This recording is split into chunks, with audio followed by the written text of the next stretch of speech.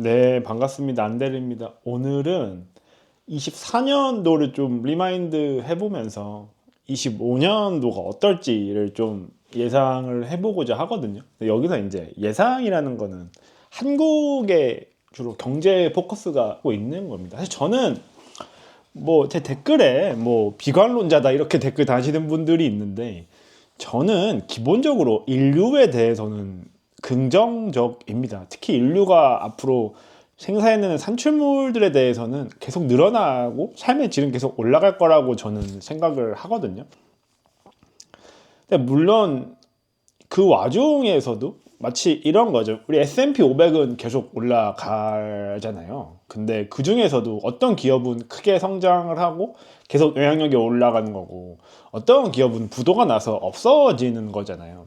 하지만 전체 기업을 500개 기업을 놓고 봤을 때 500개 기업들의 시가총액은 계속 꾸준히 우상향을 한단 말이죠. 그럼 이런 거예요. 전체적으로 인류는 발전을 할 것이다. 그런 어떤 인류의 인덱스, 특히 경제 산출물에서 미국이나 뭐 영국, 뭐 호주, 캐나다, 뭐 이런 국가들의 영향력은 꾸준히 커질 것이다. 그들이 인류의 발전과 과학기술과 경제 부흥을 이끌 것이고요. 한국은 이제 계속 쪼그라드는 그런 국가라고 저는 생각을 하는 겁니다.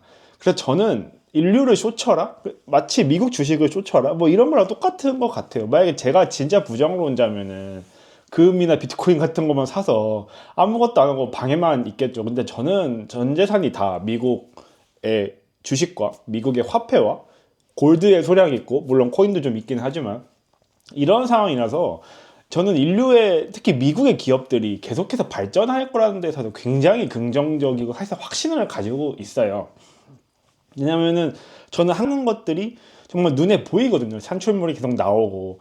근데 반대로 한국의 어떤 구조나 상황을 봤을 때는 이게 도저히 좋게 될 수 없다는 게 너무 눈에 보여서 제가 한국에 대해서 되게 부정적인 말을 많이 하는 거거든요. 좀 그런 맥락에서 이거 이해해 주시면 될 것 같습니다. 우선은 올해가 참 역대급으로 전 되게 다이나믹했다고 생각을 합니다. 1월부터 정말 많은 일들이 있었죠. 저는 올해 초에 경제에서 가장 기억에 남는 거는, 저는 작년 말부터 올해 초까지 태영건설 부도라고 생각을 하거든요. 어떤 SBS라는 한국 국제 방송사를 가지고 있는, 정말 사람들은 이름은 모르지만 꽤 큰 기업이잖아요. 근데 이 건설사가 갑자기 부도가 난 거예요. 그리고 올해 여름에는 정말 TMF 사태라는 엄청난 사건이 있었죠. 당연히 그때까지만 해도 온라인 쇼핑이나 상거래들 중에서 그렇게 위험하다는 생각을 해본 적이 별로 없었던 것 같거든요. 근데 갑자기 국내에서도 나름 꽤 상위권에 있던 티몬과 UMF라는 회사가 망하면서, 그때부터 정말 온라인 커머스들이 정말 줄도산을 했던 것 같아요. 소비의 부진과 함께 돌려막기가 터진 거죠. 계속 매출을 계속 일으키면서 현금을 땡겼어야 되는데, 매출이 큰 폭으로 안 느니까 더 무리해서 역마진을 감행해서 커머스를 하게 되고, 현금은 더 안 들고 적자는 커지면서 이렇게 터져 버린 거잖아요. 그러면서 강남 한복판에 수많은 사람들이 줄을 서서 환불받기 위해서 계속 대기를 하고, 멀쩡하게 돌아갔던 기업들이 갑자기 한순간에 망해버리고, 뭐 저는 어떤 커뮤니티에서 쌀을 파시는 어떤 뭐 그런 중소상공인의 글들을 봤는데, 정말 그분은 본인이 잘못한 거나 이런 거랑은 전혀 없었잖아요. 그냥 대금을 못 받은 건데 거래처에서 그게 이렇게 되어 버린 거죠. 근데 이제 그런 와중에 갑자기 조용하다가 갑자기 롯데그룹 부도 난다고 찌라시가 돌았죠. 근데 실제로 재무상황이, 영업상황이 정말 안 좋았고, 뭐 지금 롯데타워를 담보로 내놓고 롯데 렌터카를 매각을 하면서, 뭐 이게 부도까지는 안 가겠지만 그래도 꽤 많은 구조조정과 살덩이를 떼주면서 어떻게든 핵심은 살리기 위해서 노력을 하고 있는 거잖아요. 롯데 2차 전지 사업과 케미컬과 쇼핑 이쪽은 같이 살리려고 노력을 하고 있는 거고, 또 12월에 들어서는 갑자기 정치에서 계엄과 탄핵이 일어났었죠. 아마 역대급이라고 생각을 됩니다. 특히 정치, 경제 모든 분야에서. 그리고 저는 제가 환율을 이렇게 올라갈 거라고 저는 좀 오만한 말이지만 21년도부터 생각을 했었거든요. 뭐 그때도 출산율이나 한국의 아파트 같은 것들을 보면서 너무 일본의 90년대 후반과 겹쳐 보이는 거예요. 상황들이 정말 똑같거든요. 남자가 여자한테 엄청 비싼 명품백을 주고 신혼부들이 내 집 마련을 포기하고 해외여행을 가고 비싼 오마카세를 먹으면서 그 거품 이후에 경제가 완전히 20년간 붕괴를 했었잖아요. 일본의 경우에는. 근데 한국은 그것보다 훨씬 더 심하게 왔죠. 특히 출산율 부분에서 일본과는 비교가 안 되게 붕괴를 했다는 걸 저는 본 다음에 그때 전 재산을 다 달러로 바꿔놨습니다. 정확히는 달러 자산이죠. 미국 주식과 코인으로 바꿔놨고 이제 24년도에 왔더니 지금 역사상 단 한 번도 없던 원달러가 지금 나왔잖아요. 물론 주봉상으로는 IMF 때 2,000원도 잠깐 넘었었으니까 뭐 최고 기록은 아니긴 한데 이렇게 오랜 기간 동안 지속적으로 1,400원대에 머무는 게 정말 무서운 거라고 저는 생각을 하거든요. 근데 사람들이 익숙해진 거예요. 1,300, 1,400원에. 저는 이게 너무 좀 무서운 것 같습니다. 저희가 지금까지 한 번도 볼 수 없었던 그런 모습이잖아요. 근데 25년은 어떨까 한번 좀 생각을 해보면은 저는 뭐 어떤 주식시장이나 이런 거를 얘기하는 거는 아닙니다. 그리고 또 한국에서 많은 사람들이 보고 있는 최상급지 부동산이라고 하죠. 뭐 그런 거를 말씀드리는 건 아닙니다. 그냥 저는 전반적인 그냥 한국의 국가 경제에 대해서만 그냥 말씀을 드릴게요. 저는 25년에는 미국은 계속 좋을 것 같아요. 미국 주식시장도 당연히 큰 폭 하락이 있을 수도 있고 조정은 있겠지만은 저는 미국 주식이 큰 폭으로 하락하면은 크게 매수하면 되는 기회라고 생각을 하고요. 미국 주식이 조정이 오면은 잠깐 매수하면 되는 기회라고 생각을 합니다. 하지만 한국은요, 저는 24년보다 더 안 좋을 것 같습니다. 23년도에도 경제가 좋지 않았어요. 많은 기업들의 실적이 많이 꺾이고 사람도 슬슬 잘라내면서 긴축을 했었거든요. 그때 이제 많은 사람들이 IMF 이후에 자영업 경기가 거의 최악이다, 금융 위기급이다라고 얘기를 했었거든요. 근데 그때도 어떻게든 정부가 부동산이랑 부동산 PF를 가계부채를 통해서 부양을 시키면서 끌고 온 거예요. 근데 그때도 상고하전이 뭐니 그런 말도 안 되는 소리 하면서 24년은 좋아질 거라고 가스라이팅을 했잖아요. 근데 24년은 역대급으로 최악이었죠. 23년도에 비해서 훨씬 정말 많은 지표들이 이미 다 눈으로 나왔잖아요.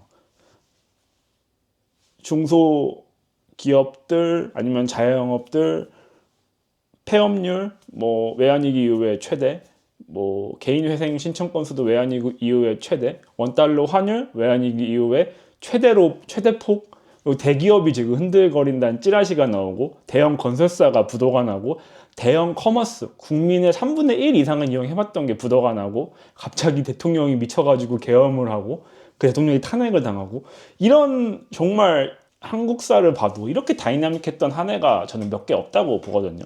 근데 저는 그냥 다 떠나서 뭐 오늘 기사를 볼게요. 저는 이창용 총재를 별로 좋아하지도 않고 그렇게 인정하고 싶지도 않지만은 이분의 저는 용기는 모르겠지만 지식은 엄청나다고 생각을 하거든요.